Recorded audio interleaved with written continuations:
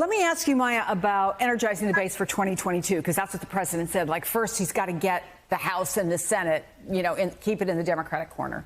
The White House looks poised for a win with the confirmation of Judge Ketanji Brown Jackson, obviously, to the Supreme Court. But a lot of Republicans got their sound bites from the hearings. They fired up their base. And if Biden had any hope of any more domestic wins, well, I mean, if you listen to Cruz and Graham, their vocal divide with Democrats. Mitch McConnell today accusing Judge Jackson of a lack of candor and clarity. And just moments ago, he said he cannot and will not support Judge Jackson for a lifetime appointment to the Supreme Court.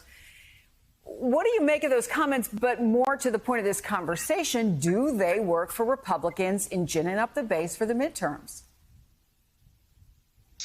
Well, I can't speak for whether they work for the Republicans. It certainly works to help gin up the base for the Democrats. And we talked about that with Justice Kavanaugh's confirmation process, where Republicans said, that got us out, that got us engaged. It also got Democrats engaged, too, in that election. So I think one of the things we have to recognize is, what people saw in these confirmation hearings was a reminder of what Trumpism, not just Trump himself, but what Trumpism reflects. And that's that a highly qualified candidate that is also a Black woman would be treated so disrespectfully. That's a problem for our democracy. That's a problem for the judiciary. But it's also a problem for a country that is struggling to figure out how to make a pluralist democracy work. So that actually works, frankly, to energize the base of the Democratic Party for the 2022.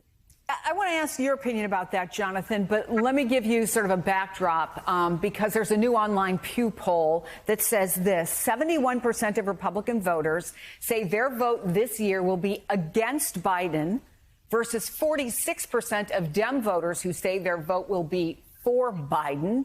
It seems evident, as our crack political team wrote, the midterms are shaping up to be a referendum on Biden.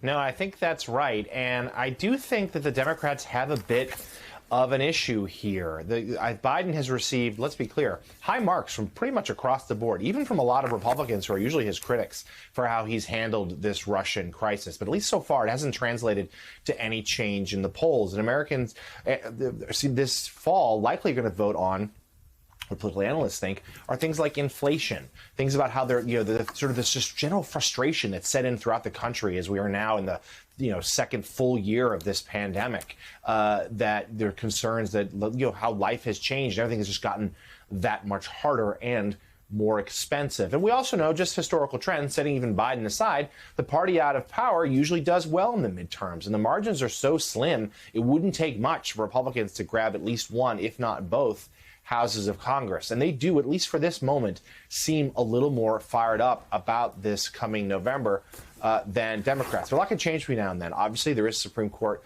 nomination, in the balance now. There's some speculation about the Supreme Court might rule on and decide the future of Roe v. Wade. That certainly could be a driver of turnout one way or the other.